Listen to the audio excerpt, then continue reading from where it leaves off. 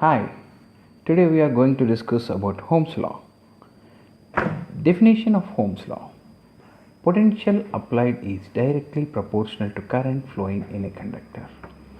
Potential applied is directly proportional to current flowing in a conductor. On removing this proportionality, we have to keep some constant called as R, where R is called as resistance. As we know, source of potential is cell or battery. More potential you apply, more current will flow, and less potential you apply, less current will flow, because potential is directly proportional to current flowing in a conductor. On plotting the graph between V and I, we get a straight line passing through the origin. This straight line is called as slope. Slope of Vi graph is nothing but R, which is nothing but resistance. Resistance is equal to V by I. Slope of Vi graph gives the resistance.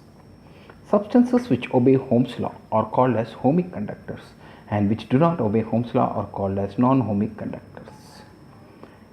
If you like my explanation, share, like, subscribe my channel, and for more numericals on Ohm's law, visit the link given in the description for my blog. Thank you.